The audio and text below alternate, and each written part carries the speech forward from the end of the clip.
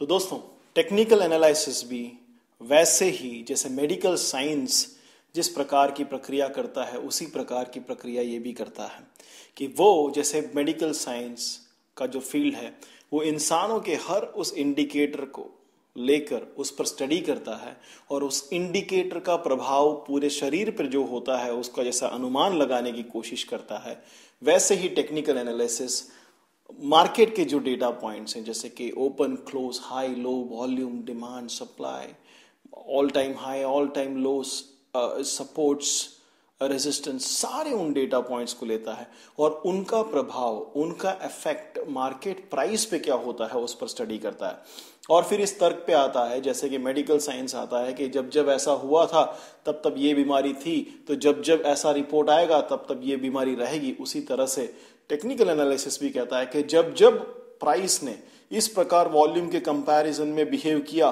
तब तब ऐसा एक आया था, तो अब जब जब ऐसा होगा तब तब मार्केट इस प्रकार से उछलेगा या इस प्रकार से गिरेगा।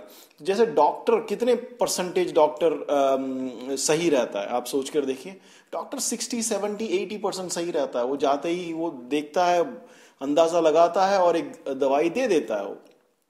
लेकिन उसमें से कुछ लोग, एक 20-30% लोग ठीक नहीं होते हैं।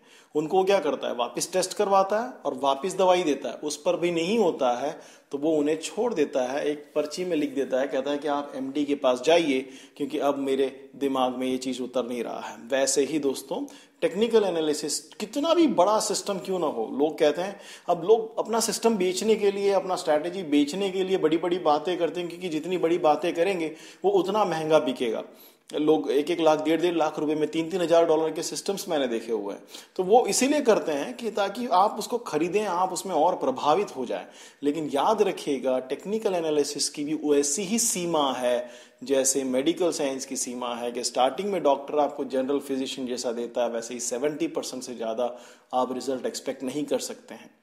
अब होता यूं है कि मार्केटिंग कंसेप्ट में आकर हम इतने प्रभावित हो जाते हैं कि हमको लगता है ये 100% हुआ। अगर सोचो कोई ऐसा डॉक्टर आपको मिल जाए जो ये कहता है कि जब मुझे 70% लोगों को मैंने पैरासिटामोल देख के ठीक किया है अगर, तो बाकी 30% क्यों नहीं होंगे, और वो जिद पकड़ के अगर बैठ जाएगा उनको वही दवा देने में, तो पेशेंट मर जाएगा। और वैसे ही हम लोग अगर टेक्निकल एनालिसिस में इसके पूरे लिमिटेशन को नहीं समझेंगे, हमारे सिस्टम के या टेक्निकल एनालिसिस उस प्रोसेस के पूरी लिमिटेशन अगर नहीं समझेंगे, तो हम भी वैसे ही जिद पकड़ के बैठ सकते हैं। और जिद पकड़ के बैठेंगे तो हमारा अकाउंट भी वैसे ही खत्म हो जाएगा जैसे एक पेशेंट खत्म हो सकता है दोस्तों। तो ये सिंपल है, हिस्टोरिकल डेटा पर चलता है।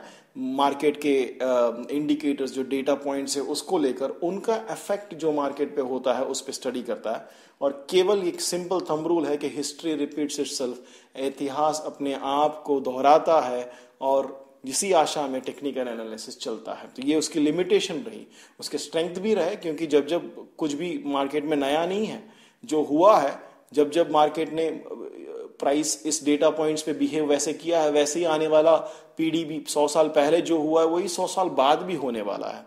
तो वो उसका स्ट्रेंथ है, और उसकी आपने अभी लिमिटेशन देखी।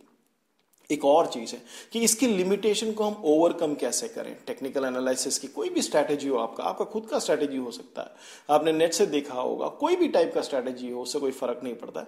लेकिन अगर आपके स्ट्रैटेजी को आपको परिपूर्ण पूरी तरह से उसका फायदा उठाना है दोस्तों, तो टेक्निकल एनालिसिस के साथ 2 और चीजें आपको बहुत इंपॉर्टेंट है। वो है मनी मैनेजमेंट और वो है इमोशनल डिसिप्लिन। अगर आपने मनी मैनेजमेंट को नहीं समझा तो आप इस जन्म में कभी भी पैसा नहीं बना सकते, और अगर आपने इमोशनल डिसिप्लिन को नहीं समझा तो दोस्तों आप कभी प्रॉफिट नहीं कमा सकते।